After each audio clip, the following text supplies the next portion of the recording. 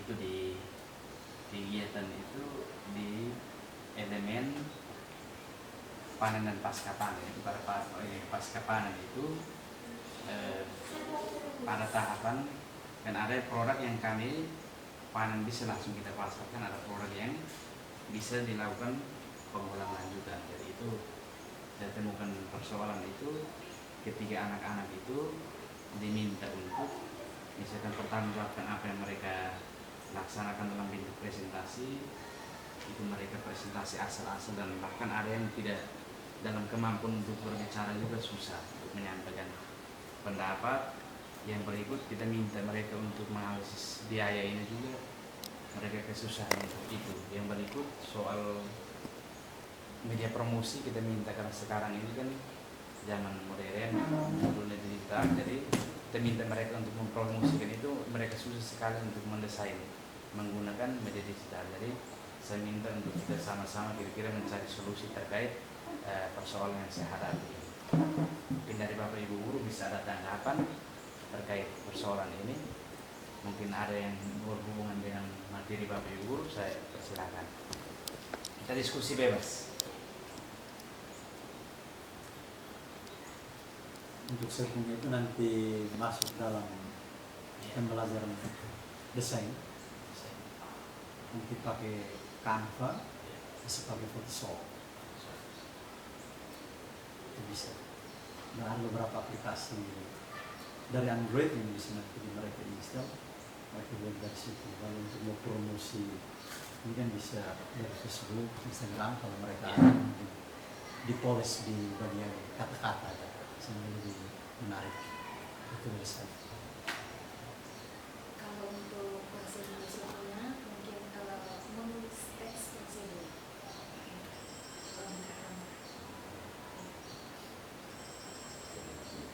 Untuk bahasa Inggris juga kita pasti samakan dengan bahasa Indonesia, karena promosi secara global ini kan dia pasti membutuhkan bahasa Inggris, sehingga dia jangkauannya lebih luas. Juga di kemampuan mendeskripsikan produk, tidak hanya prosedur tapi mendeskripsikan dan merancang kata-kata promosi yang bisa go internasional.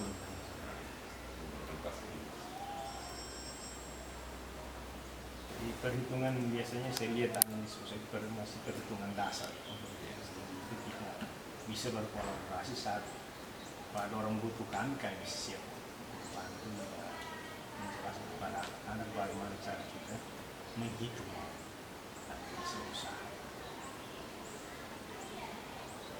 Kalau dari saya, mata pelajaran literasi sendiri itu bisa saya masuk dalam pemanfaatan alat ukur. Jadi mungkin saat bubuk cabenya sudah jadi, kemudian dalam mereka mau mengukur volume setiap kemasan itu mau berapa, mungkin itu bisa terlibat di situ. Lalu untuk kita sendiri itu juga berkaitan dengan sadar perubahan itu juga saya bisa menilai anak-anak bagaimana mereka membedakan perubahan fisik dan perubahan kimia, kemudian sifat fisiknya seperti ini.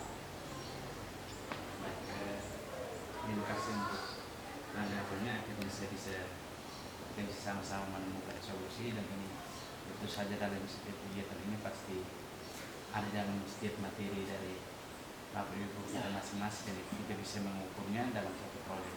Kalau itu saya menawarkan proyek yang selama ini kami ini soal pembuatan buku cara kepada Bapak Ibu Guru, bisa kita sama-sama untuk melakukan kegiatan itu. Kalau bisa nanti kita buatkan rancangan pembelajarannya, kemudian nanti mungkin kita perdalam lagi di dalam langkah-langkah pembelajaran. Selesai kita buat, nanti kita perdalam di asesmen. Untuk dari asesmen ini setidaknya bisa menjawab setiap tujuan dari kita semua di masing-masing kita punya mata pelajaran kita ambil masing-masing. Mungkin seperti itu. Terima kasih atas waktunya. Nanti kita bertemu lagi untuk kita pembuatan RPM, rancangan pembelajaran mendalam kolaboratif. Terima kasih. Terima kasih. Terima kasih. Oke. selamat siang Bapak Ibu. Terkait dengan identifikasi persoalan yang kita sudah buat tempo hari itu, di sini untuk rancangan pembelajarannya itu secara umum dapat dirancang seperti ini. Jadi nanti yang berkolaborasi di dalam itu ada guru IPA, guru bahasa Indonesia, guru bahasa Inggris dan matematika juga TIK. Jadi dalam kegiatan itu nanti guru ATPH itu dia sebagai pemilik proyek, dalam hal ini guru inti. Ini kita akan berkolaborasi di dalam. Kita ambil bagian pada saat misalnya untuk bahasa Indonesia, ambil bagian saat anak-anak itu merancang proyek, juga bahasa Inggris, dan pada kegiatan presentasi itu Bapak Ibu boleh menilai di situ. Kemudian ada bagian iklan itu Bapak Ibu bisa masuk ke situ. Sedangkan kalau matematika punya itu masuk pada analisis usaha. Sedangkan saya sendiri nanti pada saat kegiatan berlangsung itu saya akan menilai anak bagaimana mereka menggunakan alat ukur, mengkonversi satuan dan lain sebagainya. Mungkin itu saja yang dapat saya sampaikan. Terima kasih. Saya berikan penjelasan sedikit bahwa di dalam penanganan pasca panen itu saat kita panen itu ada produk yang langsung kita jual. Ada juga yang harus lewati pengolahan lanjutan. Jadi di sini pembelajaran kita hari ini pasti adik-adik semua melihat situasinya baru, nuansanya baru. Di sini ada hadir Bapak Ibu guru yang hadir di sini, dan memang pembelajaran kita hari ini ada kolaborasi beberapa mata pelajaran. Memang intinya ada di agresi tanaman pangan dan hortikultura. Di sini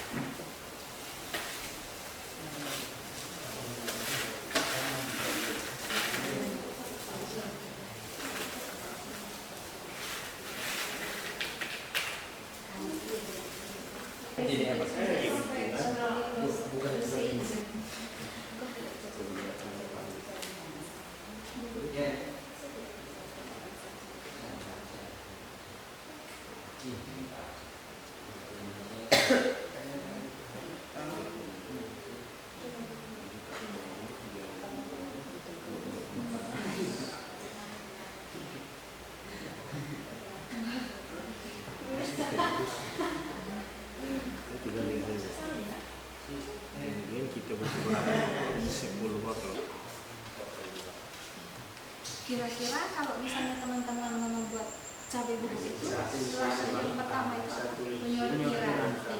Di dalam penyortiran cabai itu apa yang teman-teman buat? Memisahkan atau memilih lombok yang baik dan yang buruk. Baik, setelah penyortiran kira-kira apa lagi? Pencucian. Oke. Pencucian, kenapa harus dicuci? Chilies blender. Ya. Packing, Packaging.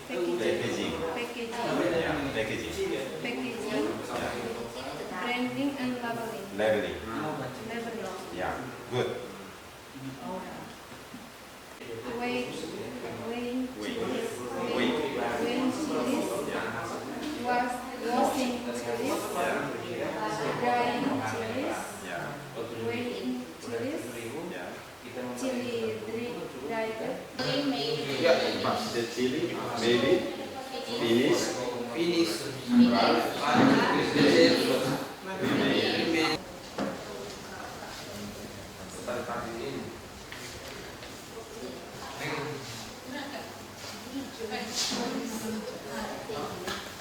melakukan branding dan labeling untuk menarik Powder with no mix, perfect for everyday. Baik, dari kegiatan kemarin yang masih kendala itu, kalau dari saya itu keterbatasan alat. Ya, saran saya mungkin untuk kedepannya pihak sekolah bisa menambahkan alat yang diperlukan untuk kegiatan praktik.